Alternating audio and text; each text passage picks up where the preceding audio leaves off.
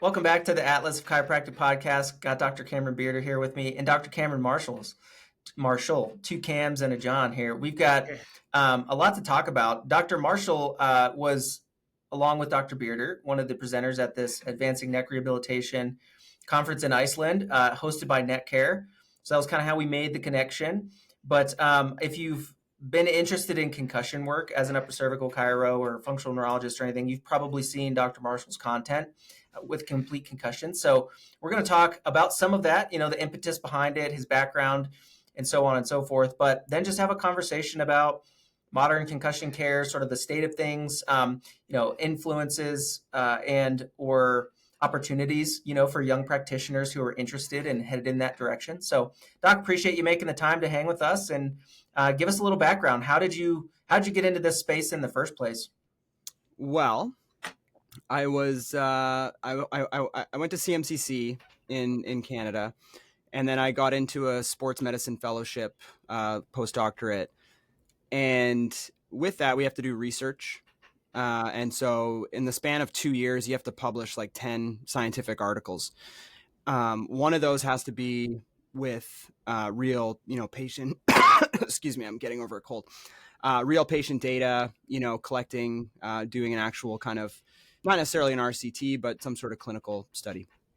And I wasn't sure what to do. Concussion wasn't even on my radar.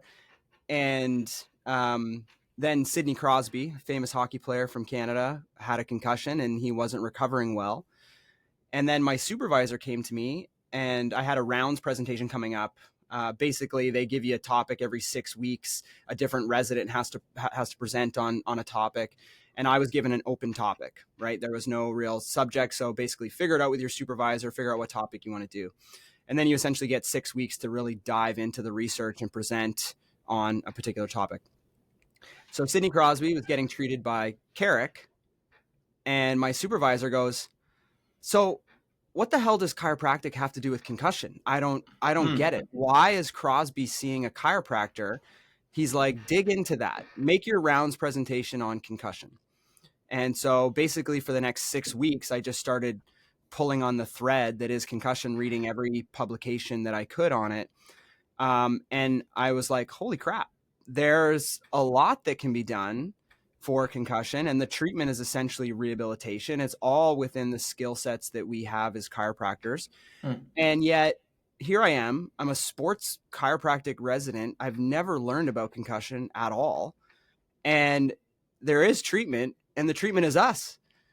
And so it just kind of opened up this whole thing for me. And that became my research focus. Then I worked with John Letty in Buffalo, doing some research. And the interesting thing is that Letty was kind of already on this track, right? He developed the Buffalo concussion treadmill test. And with that, they basically used that as like a starting point for figuring out what was driving PCS. So if they did the treadmill test and the person passed, it meant that their symptoms were not related to autonomic dysfunction. So it was something else. And in the list of things that he listed as the something else, he had, kind of psychogenic, he had visual vestibular, and the big one for me was he had neck. And so when you start diving into the literature around neck injury and whiplash, you see that the symptom overlap is identical. They're both, concussion and whiplash are both caused by acceleration, deceleration, and the forces required for a whiplash injury are much lower than that of concussion. And there was previous work done by Lorianne Hines, also in Canada, that compared whiplash and concussion, and basically found that people with a concussion 100% of the time also had signs and symptoms of whiplash injury. So basically these injuries are happening together, and the symptom profile is the same. So how many of these PCS patients that we're thinking there's some ongoing brain injury happening, how many of these people are just walking around with neck dysfunction that's driving a lot of their symptoms? And so that was kind of the thread that I pulled on. And I contacted Letty and I said, hey, I want to do something on this. And he was like, let's go. And so I did all my research at Buffalo, and we basically compared people with chronic whiplash to people with chronic concussion, and found that we couldn't tell the difference between the two groups.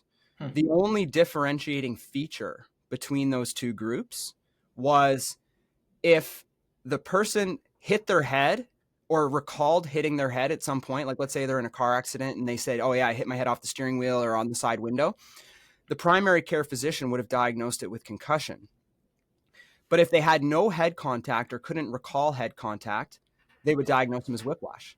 And that was the only thing that we could figure out in how they made their diagnosis. Because when you looked at their symptom profiles, we had them fill out whiplash symptom profiles and concussion symptom profiles, both groups, and we couldn't tell the difference between them at all.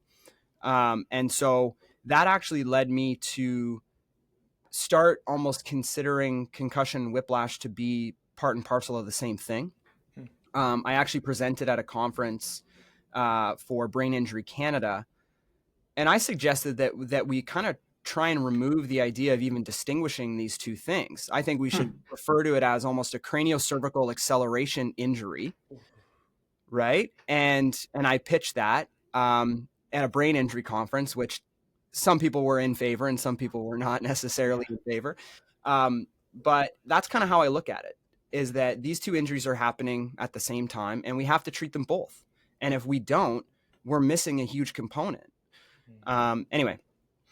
Well, that's interesting because when Cameron and I came out of school, probably like 2016, that 5-year gap between when you were graduating, getting into this, and when we graduated, got into practice, it seemed like a lot developed in that amount of time.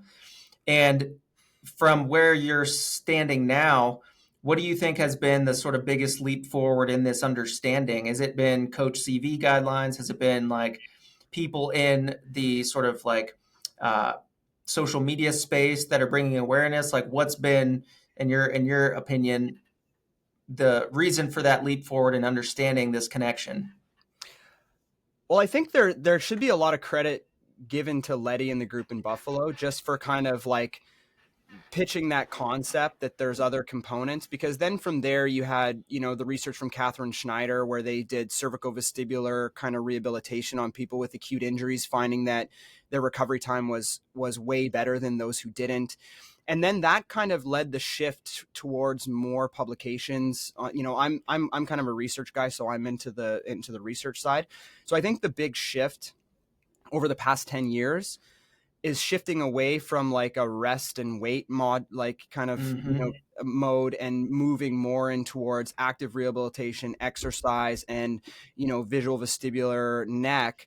And I think that's now basically like, now that's in the guidelines, right? Like that made it into Berlin a few years ago that we should be starting early rehab, and then Amsterdam again. And so I think that shift is on, and I think it's just more acceptance from like, kind of the mainstream medical people that were more on the side of like concussion brain. We have to rest it. We have to do like nothing and just put you in a black box and not let you do anything, to now that's actually being accepted, where oftentimes the primary referral is getting into early rehab, which is good. I mean, it still has a long way to go, because I still see patients that have been put on 2 months of bed rest after a concussion, and they're in a really bad way by the time we see them. And all of that would shift. Like I'm under the complete, I guess, conviction that PCS is 100% preventable. We should not have anyone with PCS. Yeah.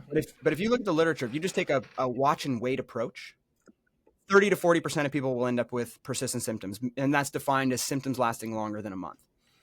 But by intervening early, if you look at complete concussions data, for example, we have 450 clinics around the world, and we have a software system. So all of the patients that come to those clinics, all of their information gets put onto this system. Less than 5% of our patients are still symptomatic at 30 days, but all of them are back to work, back to school, back to everything. So they have like 2 or 3 lingering maybe issues, like, they still got a little bit of a mild headache, but they're able to function. Yeah. So you're talking about 30 to 40% down to less than 5% with just starting early. Like that's if we see them in the first 10 days. Yeah. So I think that shift still needs to happen a lot, where it's like people go to their doctor goes, oh, concussion, I want you to see a neurologist. Okay, well, now you're going to wait a few months to see the neurologist, and then by then you're disabled. Whereas I think the shift needs to happen where people go to their primary care physician, say, I got a concussion. They say, great, we're going to send you to rehab right now. that's the shift that I think needs to happen more so, but I think it's on. I think it's underway right now. It's kind of wild to me how often, like, what at one point becomes the conventional wisdom about something is completely wrong, and then later we come back and go like, that was actually the exact wrong thing to do, but this was at one point our scientifically, new theory that was like everybody was all in on. And it makes you think about like, previous generations of these like hard-nosed, football players and stuff, like they'd get their bell rung and they would rub some dirt on it kind of a thing, but they were accidentally, rehabbing themselves through that process of just staying active and trying to stay on the field. And obviously getting second impacts and all that's not great, but this whole like baby the brain in this period of time thing is like obviously not worked out for us. And so yeah, I guess you're right, when you shift the focus to active rehab, then you're looking at the system going, what can we stimulate, like what can we do here to enhance these functions? And it's funny to think about the neck as being hidden in plain sight with that, like all that information that you're presenting. It's like it's all right there, like the G forces and the functions and the trunk hits and all that stuff. It's obvious, but hadn't really bubbled to the surface. So hopefully in time that'll continue. No. Yeah, for sure. I mean, you cut out a bit there, so I didn't get all of that. But I mean, even like if you look at like Julia Treleaven's work, right, and she presented as well. Like I've been following her stuff for 10 years since I got into this space. But even things that people wouldn't think about that could potentially be neck related, eye movement disorders, right, dizziness. People are like, well, how does that work, right? Typically what happens now is somebody has dizziness, they get sent to vestibular PT. And then they go through 6 months of vestibular and they're not getting better. Yeah. And it's like you're suffering through it. You're missing the component, right? We have to think of these things as like a trifecta. You have the neck, the visual system, and the vestibular system. And you have to kind of see them as part and parcel of the same thing. And if you're not working on each of those components, you're missing it, right? It's the three-legged stool. And you take one of those away and you're not going to have a stool. So and I think the vestibular issue is, coming from the Carrick side of things, having done the vestibular fellowship, the doc who puts that together, David Traster, is an extremely smart and reasonable person. His first thing is, what is the standard? And then once we know what everyone else is doing, then we can dissect, instead of just saying like, no one knows anything, we're just going to do what we want to do, which is sometimes chiropractic, but he doesn't do that. And so the biggest thing that he showed us, and I've seen personally, clinically, basically all vestibular rehab assumes it's a peripheral issue. Yes. So like 98% peripheral issue. And yes, it is, but it's not. And so how you treat a central issue and peripheral issue can be wildly different. Mm-hmm. And just having them look at their thumb and shake their head as fast as possible, there will be a central consequence, but it's going to be pennies compared to that acceleration of the canal system. And so apparently the research, as you've already alluded to, is now saying multimodal. So one of my questions to you, Doc, is when you say that there's a shift, are you seeing the shift primarily in the research and it's taking a while to trickle into clinical, or are you seeing the shift in clinical and it's taking a while to trickle into research? You know what I'm trying to ask? Yeah. I mean, I think that's a really good question. And I don't necessarily have, I think it's kind of like top down and bottom up at the same time, because I think a lot of where research gets its direction is from clinical. Yeah. Right. Exactly. People see things clinically and then say, we should study this. A lot of stuff is very difficult to study too. Mm-hmm. But also when the research emerges, it just gets more people on side with the idea that these components are important. And then it starts happening clinically in areas that maybe it wouldn't have, right? You have kind of the pioneers like yourself, Cameron, with your looking at the difference in neck and visual function and seeing those things. And like your presentation was so just kind of eye-opening and just led me to kind of think a lot more about it. But I think that, the pioneers in the field that do that type of experimental stuff and start pulling on that thread, eventually that leads into, somebody like Julia saying, okay, let's see how we can study this or whatever. And then that just adds to it, right? So I think both are happening. I think the research helps to guide clinical practice from people that are not necessarily on the front lines of things in terms of looking at those systems, but they know that they exist. They know that there's potential treatment options. And so maybe they're more likely to refer for those. But then also on the other side. Behind though. It's like 20 years behind, because like I said, we've been telling people to start exercise. Like Letty's first paper was like 2007 looking at exercise. Right. And the interesting thing is, I talked to him about it.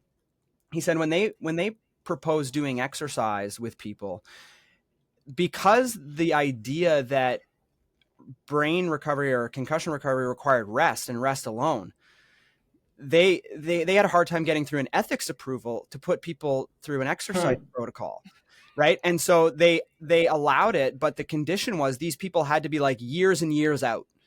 Right. Like basically they're so far gone that like, okay, we'll allow you to do it on these people.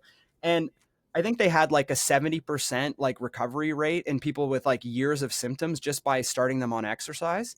Wow. And then it was like, oh, okay, that was kind of the lead. And then now over time, they've been allowed to do it earlier and earlier. And I think the most recent study was they were starting people at like day 2 or 3. Jeez. Right. So that's just how long it takes for even ethics approval to allow you to do something a little bit different, because the conventional thinking was that, well, rest is the treatment. Why are you doing exercise? So, and that was 2007, right? So we're now 2025, and you still have people, when you talk to them, like even neurologists and people that should know, they're like, what are you talking? What's a treadmill test? Right. Yeah. So it takes like 20 years for this stuff to make it in to clinical practice at any level.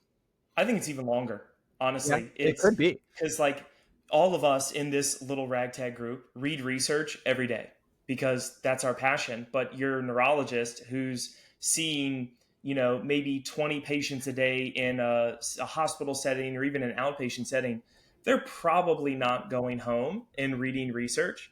And I'm not saying they should or shouldn't, but it's like it takes X amount of time for the research to get done, and then it has to be put into a textbook, and then the textbook has to be updated, new edition, taught, and then the student has to read the textbook and then apply it. I think it's more than 20 years. I think it's like 30 years before this stuff actually hits like academia proper. Right. Which, how many people suffer in the last 30 years? Hundreds of thousands, millions of car accidents and hits. And we're just telling everyone, go rest, go rest.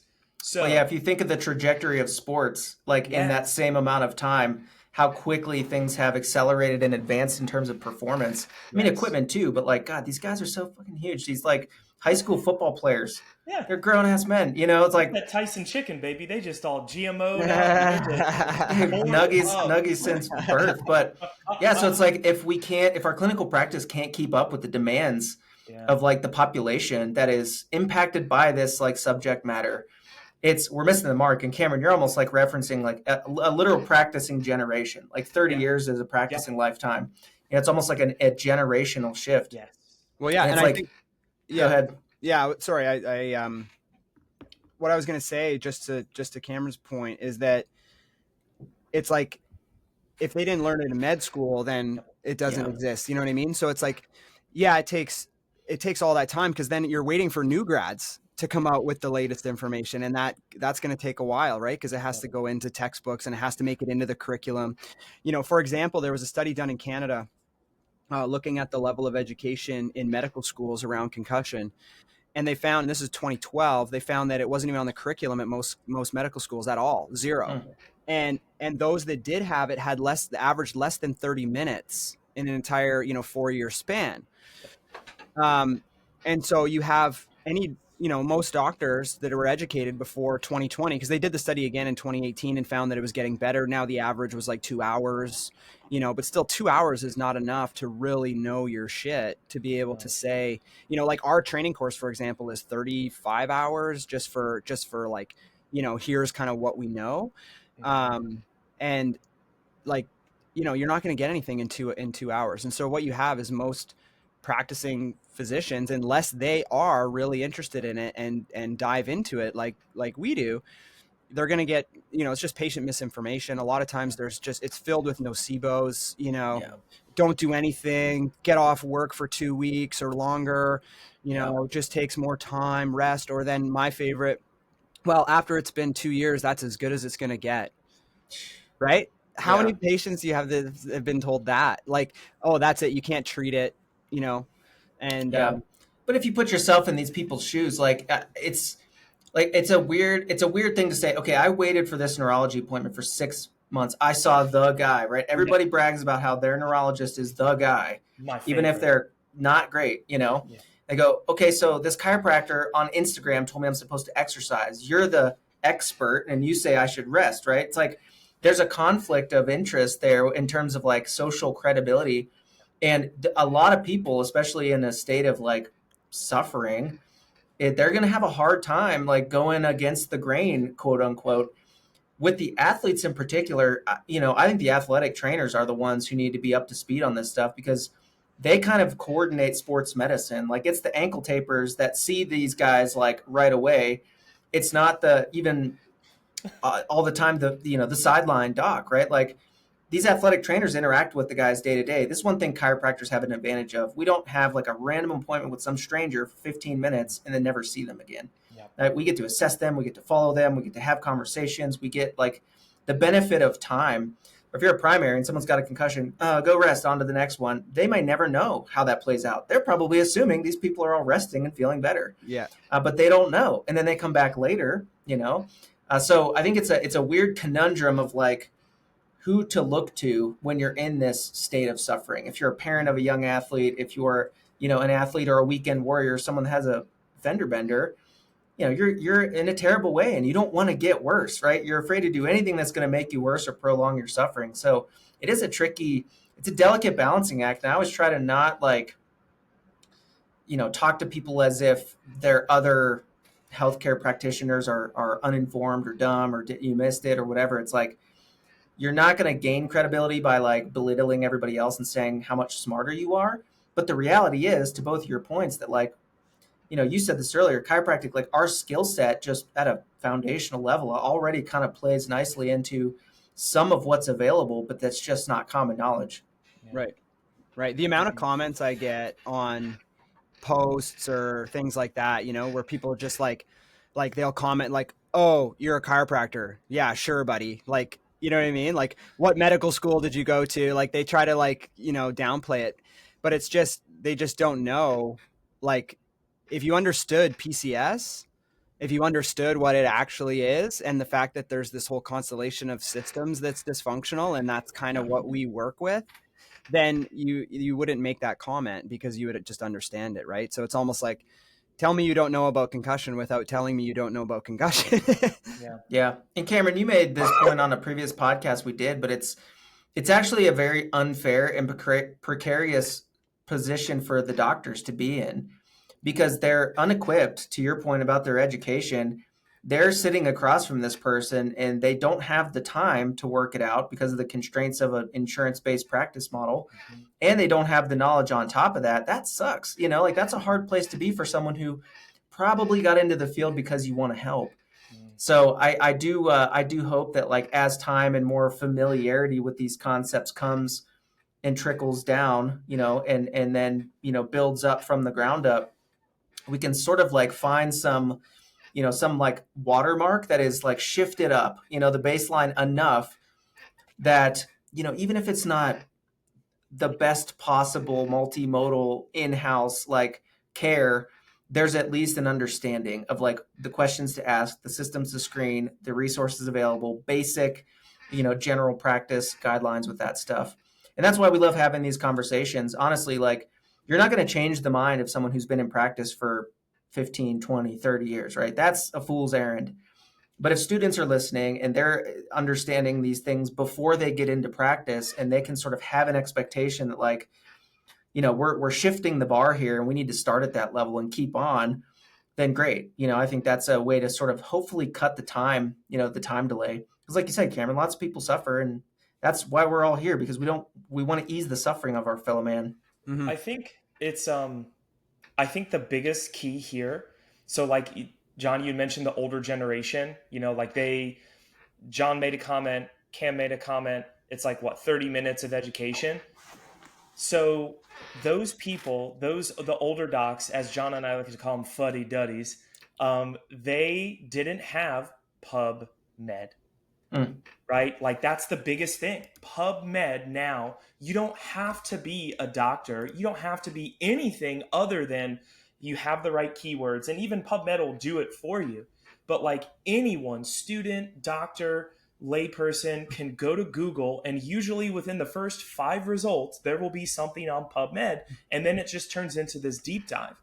So like, to me, the next, I guess it would be our generation, but even more the next generation, especially with ChatGPT, which is going to completely upend institutions, or like some sort of AI. I think what took Letty 20 years is now maybe going to take 5 years, if that, because we have social media to spread awareness, right? And now credibility, you have social credibility of 20, 30, 40,000 followers. And especially if there are references, right? So Cam, when you do your videos, I know that there's certain things that'll come up. There's an element of credibility in that now the layperson, and even maybe another physician or practitioner who's like, oh, it isn't just some Yahoo in a corner talking about whatever. It's like, oh, look, here's the PMID. Mm-hmm. This is what the research in 2024 said. This is what it said in 2018.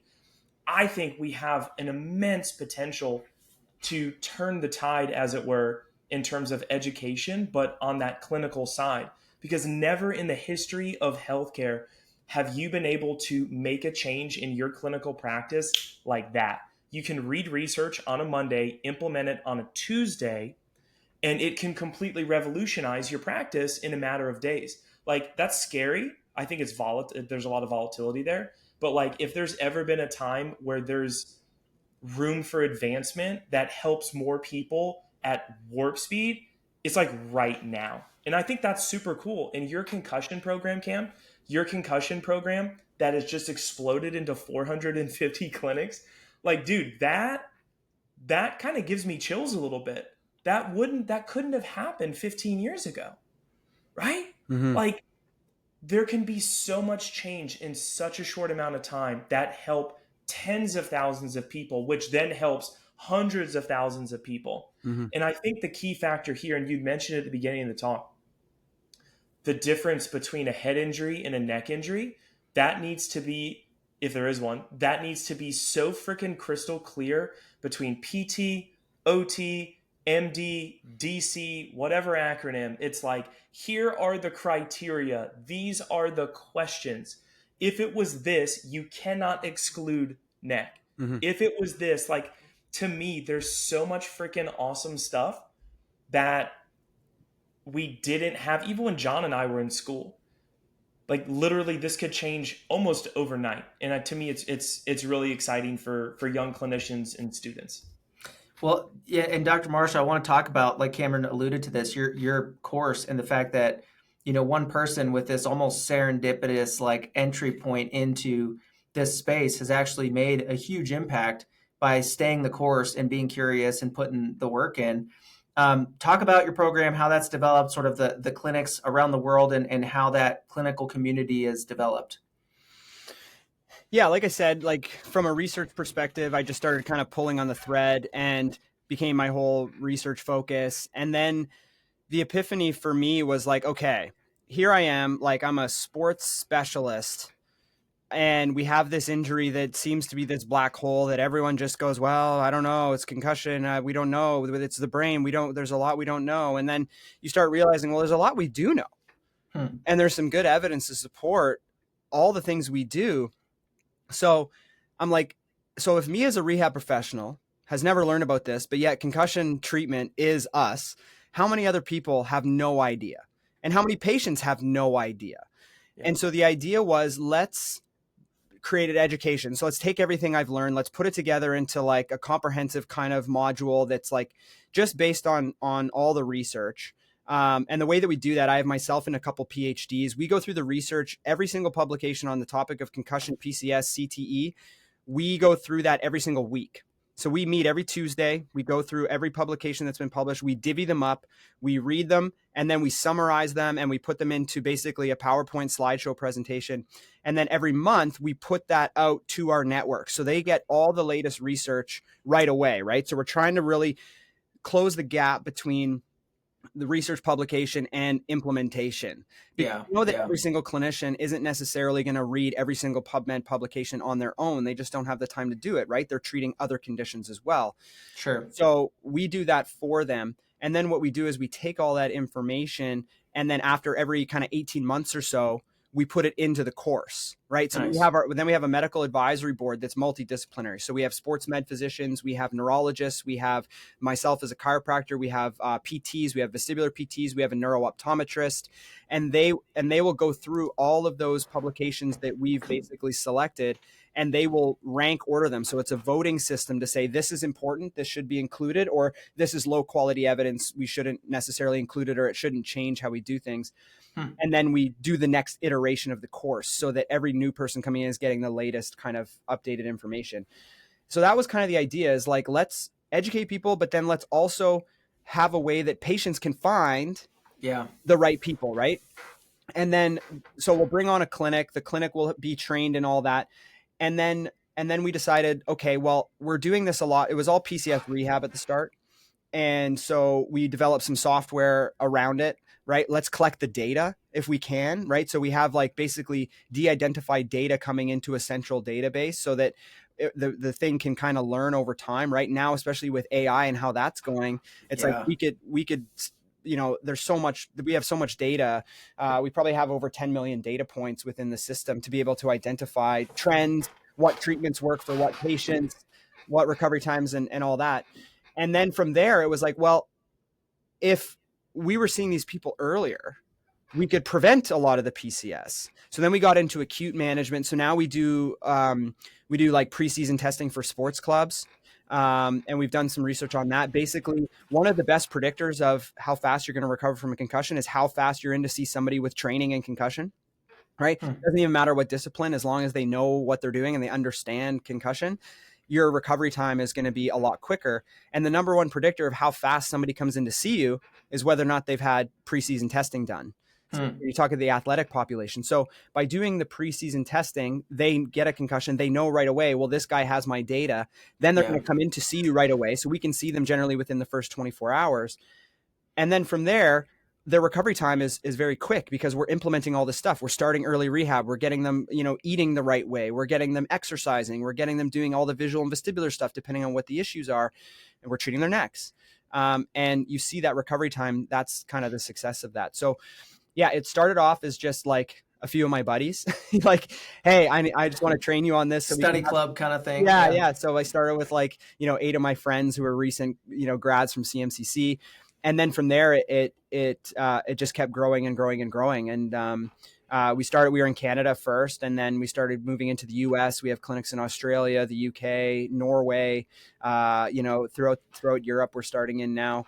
You know, so that was kind of it's just a gradual kind of genesis from, okay, we need someone to treat these people with persistent symptoms to, well, if we saw them earlier, we could get them better faster and wouldn't have this problem. And then it just kept going from that point on.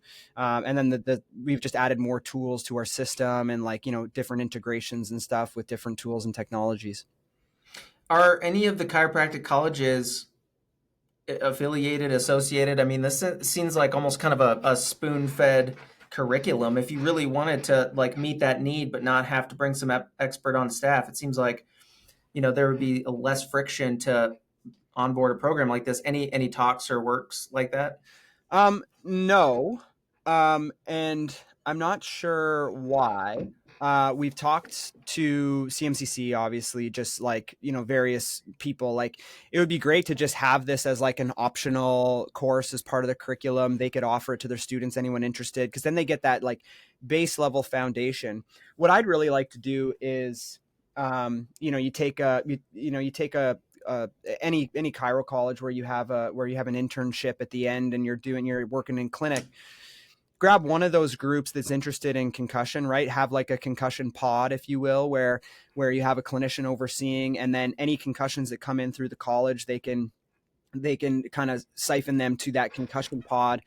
They would take the training, and then they would have that kind of hands-on experience of working with concussion patients as part of their clinical rotation. Sure. So that when they graduate, they're very skilled in doing it because they've had that practice. So that's something I've been trying to kind of just put in the ears of some of the clinicians I know, at least, that work with CMCC. Right. Other than that, I've just done 1 hour lectures at a few, like we did Western States. We did a 1 hour lecture there, just little kind of things. I get invited to do guest talks, but yeah, having it more part of the curriculum, I think would be a good idea. The politics of academia is I've got zero interest in any of that, but the programs are evolving. I know like the Pitt, University of Pittsburgh's launching their DC program this fall, and looking at the curriculum and the way that they're putting things together, I think it's very forward thinking and evidence based, and like those types of programs give me hope that something like this could be taken up into that clinical training. Just the way that they're structuring their curriculum, and obviously the CCE standards are what everybody has to prep you for boards and stuff. But I'm keeping an eye on that program because they're using their allied health sciences program, so it's a multidisciplinary education as a DC, which I think is really, really cool and encouraging.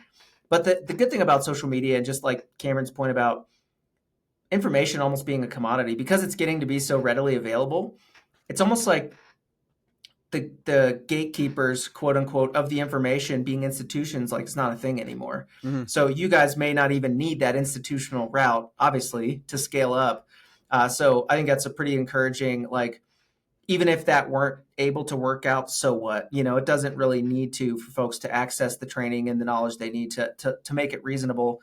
I think not everyone's very comfortable with, like Cameron, was talking about, you can read research and implement it on Tuesday.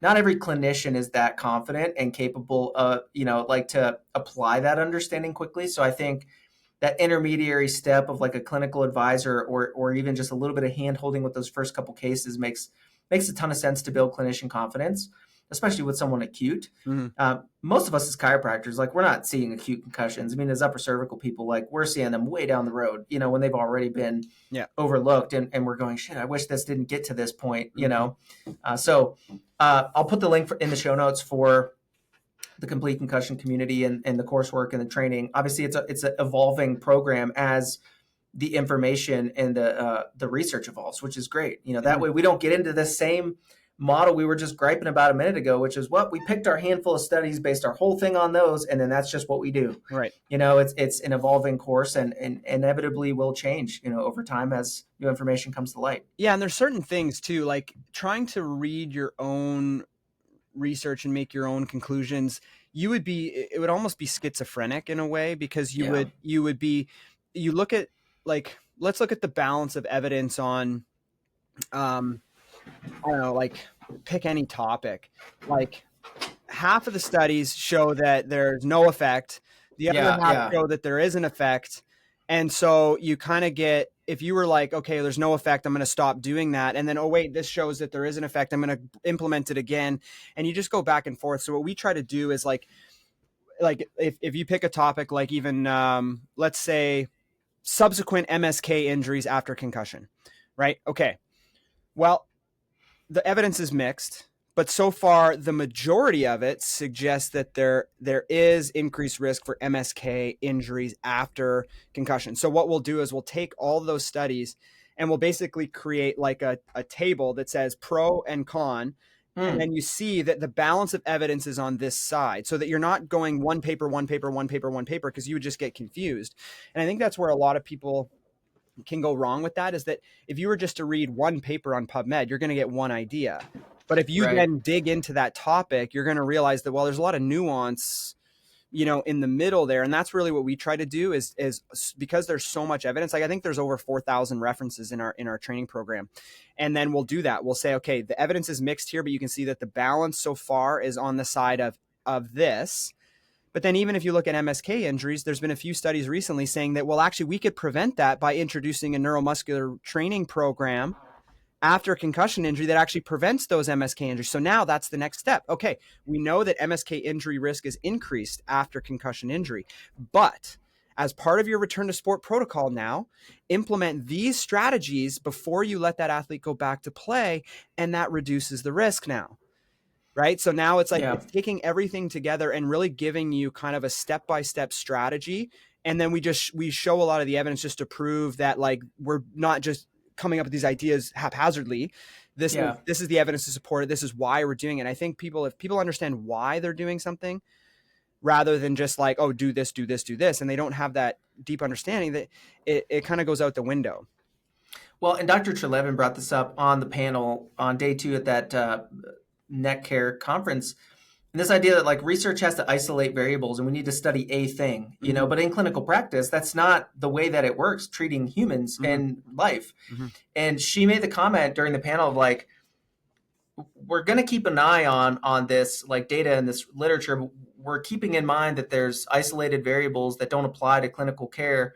That N of 1 is still really important, and understanding sort of like the application in light of all the perceived or real complexity that comes in when folks are, you know, really not controlling for variables. They're seeing a lot of different practitioners. They're getting conflicting information. They're probably doing their own stuff that they're not telling you about, right?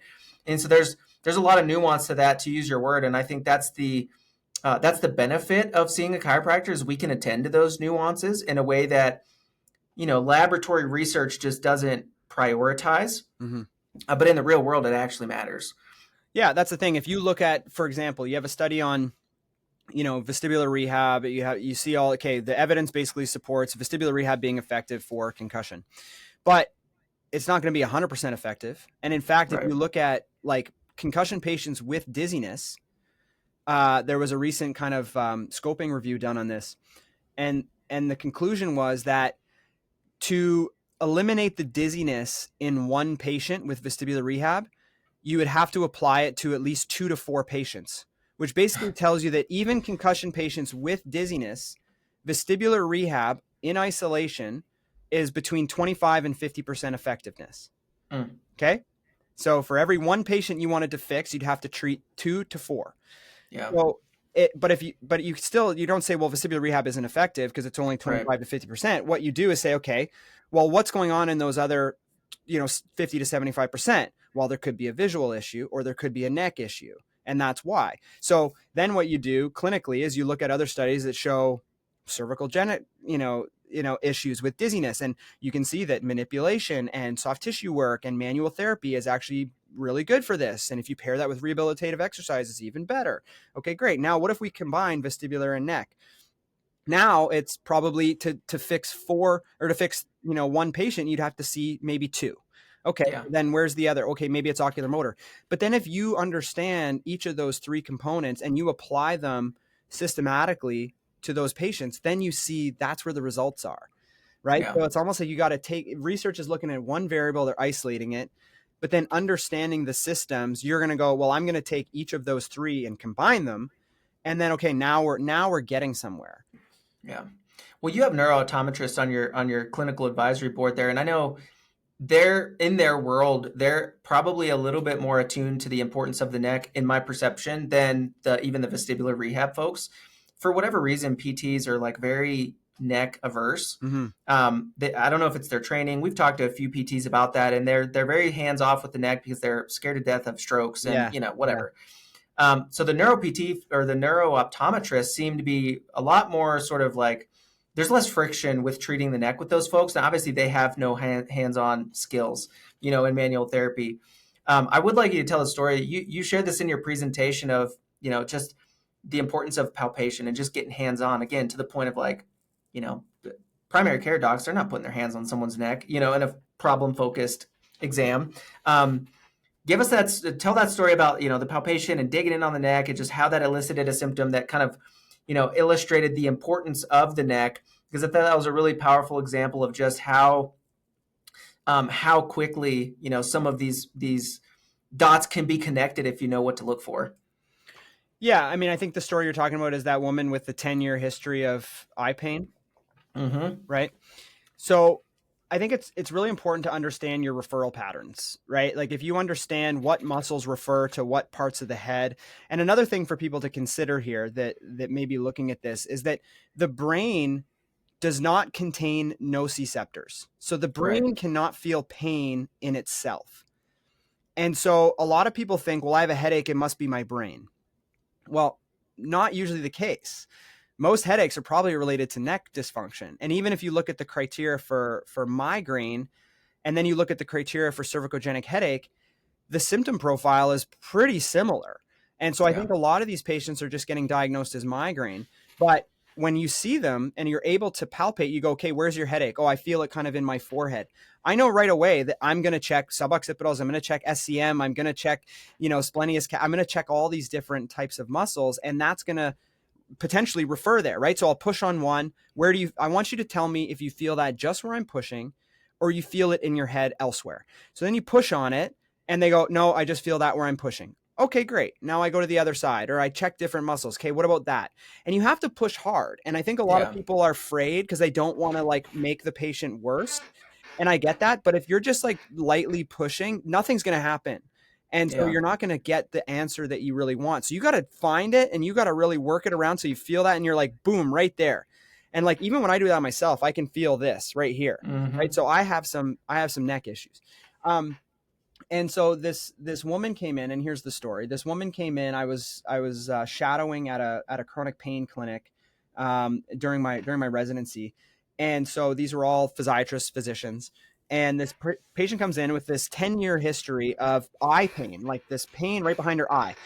And for those that know your referral patterns, one of the primary of that is the suboccipitals. The suboccipitals can refer right behind the eye.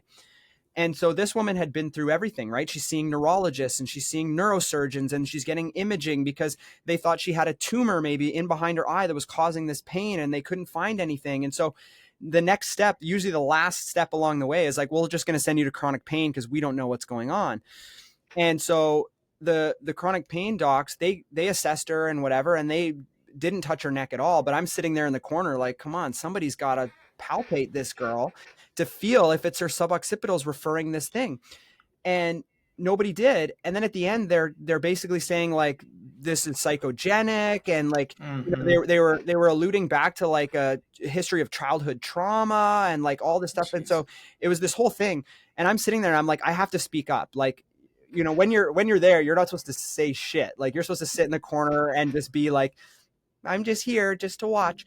And I was like, I'm sorry, can I just say something? And they just kind of looked at me like, what are you doing? And I was like, can I just check something really quick? So anyway, she agreed. And so I said, I just want you to tell me where you feel this. I'm just going to push on your neck a little bit. So I push on her one side, no issue. And then I go to the other side and she just goes, oh my God, right into her eye. And I said, does that feel like the pain that you feel? She goes, yes. I'm like, it's a neck issue. Yeah. Right. Turns out her nephew's a chiropractor and she had never been. So I said, wow, call him, go see this guy. And I don't know what happened, obviously, because I'm just there you see them one time. But then after that, I had to explain referred pain to a group of chronic pain doctors that didn't understand that the neck refers pain to the head. So I was going online, going on Google, look, see, this one refers there. This one refers there. And they were just kind of dumbfounded. So it's they'd never heard that before. And here you are in physical medicine, not knowing that. So it's incredible to me. I have another story too, actually.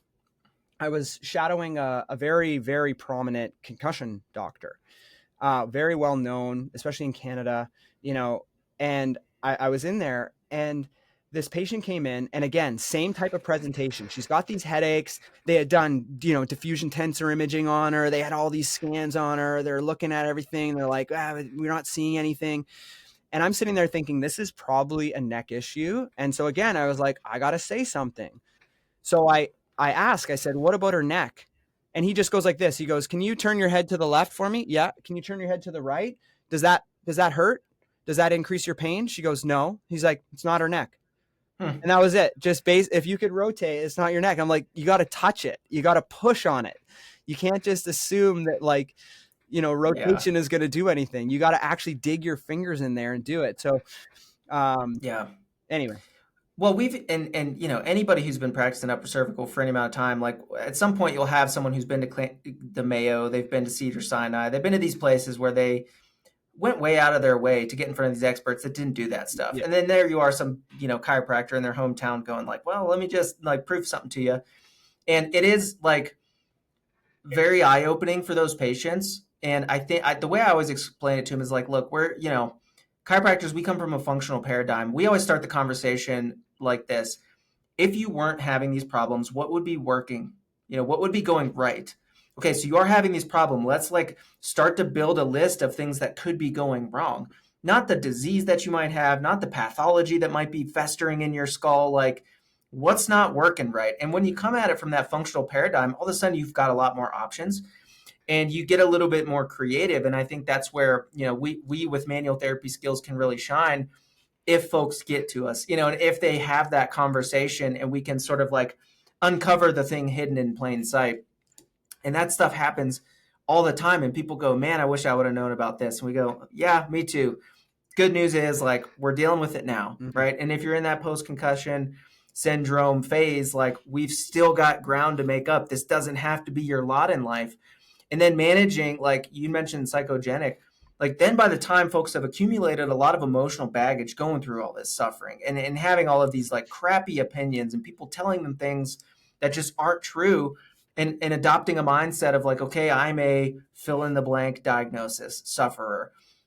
Now I identify with this problem that I have. I'm a fibromyalgia. I'm a spoonie warrior. I'm all this stuff. It's like, man, sometimes then we also have the uphill battle of coaching and consulting and counseling these folks through rethinking them through their not just current state but future state and the psychological, what if it is in my head? Dr. Botts, like he alluded to this with his own story, on the panel. He's like, I started thinking maybe I am crazy, like maybe it is in my head, I don't know, like how am I the only one that thinks there's something going on, and all these experts have told me that I'm normal, right? So maybe speak to that. Like, do you guys allude to biopsychosocial, aspects of care, and what level of importance do you assign to that when you're working with these, especially chronic cases? Huge. So we look at PCS as being driven by 5 buckets. Number 1 is like autonomic dysregulation, which usually manifests as either orthostatic intolerance or exercise intolerance, right? And depending on which one they fall into, we'll start working with them there. Secondly is inflammation and gut issues, right? Gut dysbiosis. We see within 3 hours of a concussion injury, you have increased gut permeability and increased dysbiosis. So you get a proliferation of kind of harmful gut bacteria. So we start them right away on like just changing their diet, right? We get them off the kind of the sad, typical, American diet, and we get them going into, just whole foods, fruits, veggies, nothing real crazy, but just eliminating a lot of the hyper processed, and refined sugars. And that often will just like make them feel a lot clearer, start giving them more energy. Their sleep becomes better. And when you can sleep, regulates blood sugar, everything. Right. And then they're just like, oh my God, like the fog is just starting to lift. Right. So a lot of this is because, they have this underlying, gut issue. They had a concussion. It makes it worse. And they don't realize that the foods they're eating are actually propagating this. Right. So that's a big one. And then number 3 is visual and vestibular issues. We kind of treat those or look at those simultaneously. Neck issues is in that bucket as well. And then number 5 is kind of the psychological. And a lot of people, when you say psychological, they think like, oh, great, you're just somebody else who thinks it's all in my head or whatever. But it's like, if you've had symptoms for 2 years, how could you not be a little bit anxious about that, right? How could you not be a little bit depressed about that? You're unable to work. You're unable to go to social functions. You can't even hang out with your kids. Like, obviously, there's a toll. Yeah, big time. Going to be a toll that is played on you because of that. And so we, in our first visit with patients, the first thing we do is we do a really good education. We teach them, this is what concussion is, right? Concussion is a short-term metabolic injury. Persistent concussion symptoms are not due to ongoing brain injury. They're due to dysfunctions in one or more of these systems, right? And if you can convey that in a really good way, oftentimes what I would see with my patients is that's visit number 1. So I do a neurological examination. I rule out any red flags that may require referral to somebody else. I also we'll do some orthostatic tolerance testing to see, like, are they kind of in the POTS realm? Then here's the diet plan. And then I'm just going to educate you on what concussion is and why you're going to be following this program and this protocol and what what we're going to be addressing. After the education, visit number 2 is when I see them for their treadmill test to assess their exercise tolerance. By the time I see them for visit 2, after giving them the education on visit 1, their symptom score is typically half of what it was even 2 days earlier. Yeah. Because by teaching them that concussion is not brain injury. And if you can convey that in a good way and you understand what you're talking about, because they're gonna challenge you on that. So you have to really kind of know your shit in order for that to stick. Because if you're kind of surface level and they ask you questions and you're kind of unsure in your answer, it's not going to have the same effect. So that's where it's like having that expertise becomes super important because you can answer those questions. Half in one visit, their symptom score goes from a 68 out of 132 down to a 34. And you're like, okay, great. And they're already like, yeah, I feel so much better just knowing. Yeah. Right. So think about that. Half of their symptoms are potentially due to the anxiety about what's going on. They think that something's really wrong with them. And you're telling them this is just dysfunction and we're going to fix it because we're going to figure out what's going on. And they're like, okay, sweet. And then they're ready to go. Now they're buying into that. But you have to do that repeatedly because you're going to hit roadblocks. There's going to be things that you do that are going to flare patients up. Right. You've probably seen this where it's like you do an adjustment and people are like, oh my God, I felt way disoriented after that. Being able to say that's fine, like I might have just gone a little bit too hard or whatever, and come back and we'll fix that issue, and then it can resolve. Yeah. But it's kind of keeping that education going throughout, and if you notice anything, then we'll often involve a mental health professional to really work on different things, right? Because there could be underlying trauma. They could have been in a really bad car accident, and they have some PTSD around it, and they need to kind of process that. So we'll always include that as well. Yeah, and there's a lot of great evidence-based practices for that. If you're out of your depth on it and you need some support, EMDR and stuff like that comes to mind, cognitive behavioral therapy, there's a lot of, really valuable resources if you need to get to that level. But to your point, even just making it make sense, like saying, I've seen this, I've seen folks like you make, tremendous gains in their life, and we have a clear path forward at this point, which is what they haven't arrived at. All these people, well, we don't know, but here you are saying, okay, we're on it, and like from here it goes up. And even just the first bit of relief, the first bit of improvement physiologically, feeling that in their body going, oh, wow, I'm actually getting better. I mean, just the hope that instills and the therapeutic benefit of that is unreal. Mm-hmm. And so I wanted to highlight that because if you're not attentive to that, you're missing a lot. There's a lot of leverage there into your therapeutic outcomes. But there's also potentially a lot of baggage there that can impact your therapeutic outcomes if you're not, attentive to it. Right. So, right. It's a big deal. And a lot of people have difficulty having the conversation, right? Mm-hmm. They don't even bring up the potential for mental health to be impacting their symptoms. And by not bringing it up, you're going completely on the physiological and you're not really addressing that. Like that will act as a barrier to recovery. If somebody has anxiety or fear avoidant behaviors, they're not going to do the things they need to do in order to, like rehab, for example. Right. Oh, when I do this particular rehab exercise, it flares my symptoms. So therefore I'm going to avoid it. But if you teach them that actually you want to push into that a little bit because that's therapeutic, and you've taught them about the mental health and the anxiety and how the symptom profile can look exactly the same. But it also acts as a barrier because if you're anxious about doing it, you're not going to do it. And so we have to be able to have that conversation. I think it's super important to do that in a very tactful way. Yeah. Make sure that you're not saying this is all in your head. You're saying like, anytime like this one is always, I always say this one is involved in every single PCS. The question is to what degree? Yeah. Because if you've had symptoms for a month, you're going to start to worry about that. And that worry can manifest as increasing symptoms. Not only that, anxiety will dysregulate your autonomic nervous system. Mm-hmm. And if your nervous system is dysregulated, guess what's going to happen to your gut? Guess what's going to happen to inflammation? Guess what's a lot of people hold tension in their necks too. So your neck dysfunction will increase because you're anxious. So if we don't address that, everything else can't be fixed. Yeah. So like we have an online program as well called Concussion Fix, which is basically we started in the pandemic because all the clinics shut down and I was doing virtual care and I was basically having the same conversations over and over again, teaching people how to eat right, sleep right, exercise, whatever. So we just put it into an online program so that I didn't have to repeat myself constantly. And with that program, we do things in stages. And so where we start is education. So I teach them about concussion. We teach them about PCS. We teach them about all the drivers of PCS and show them the research and show them the evidence so that they're like, okay, I get it. And then the next phase is mental health.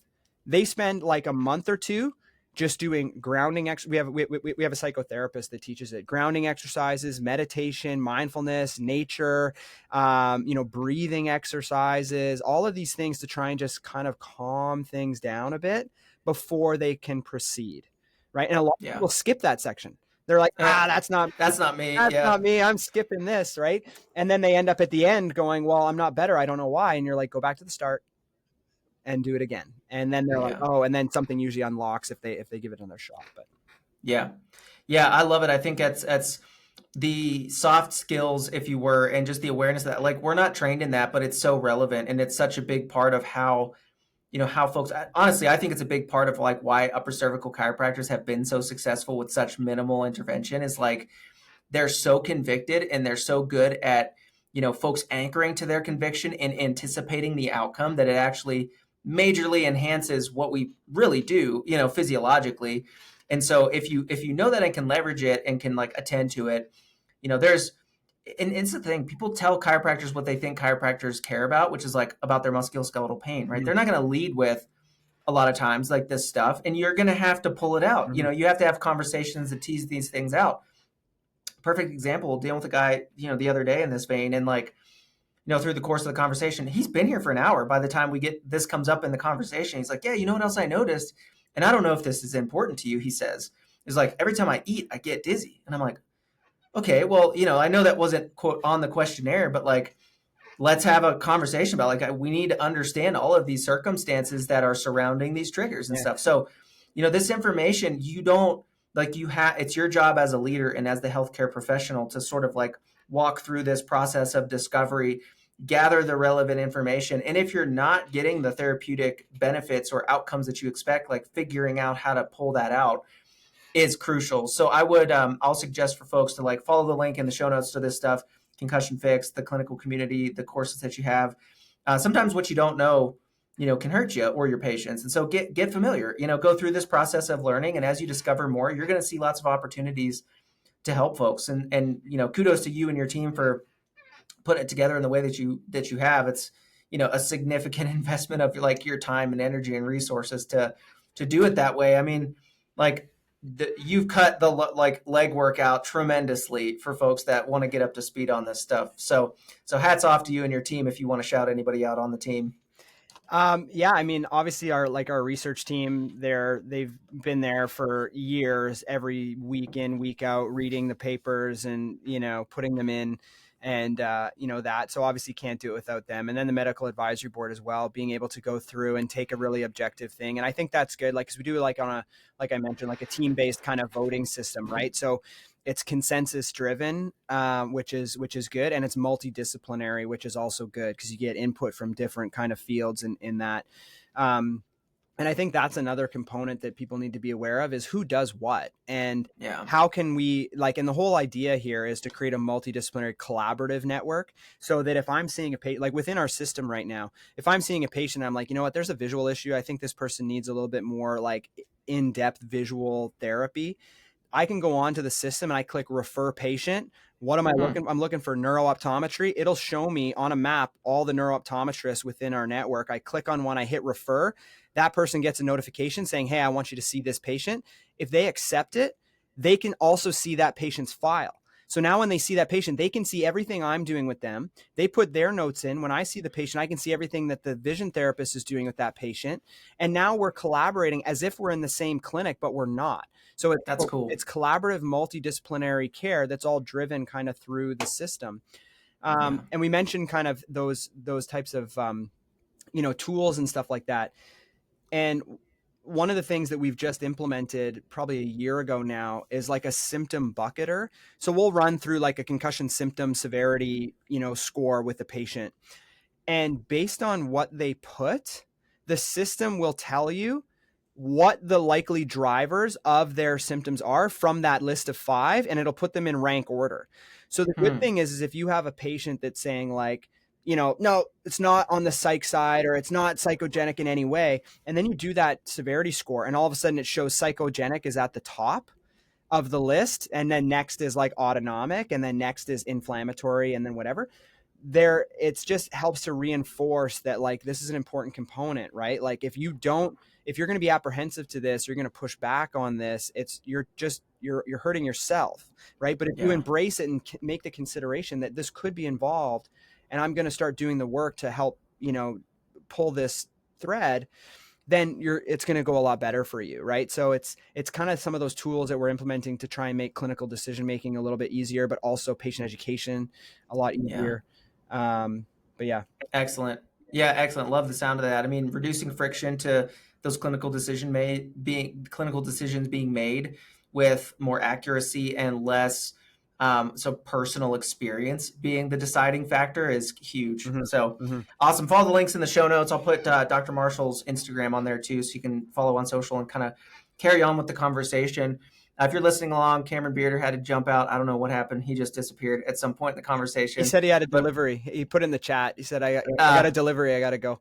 That fancy Cox table he's been waiting on. Yeah. So appreciate you making the time, man. I appreciate the generosity of your time. Any last words of encouragement or advice, especially for young docs and students that are sort of headed in a direction where they may be interacting in this space? What advice would you give them? I think the biggest thing is that concussion is so awesome because it really challenges you. It really hones in a whole bunch of different skills, and it's kind of a puzzle every time, which makes it so fun and interesting.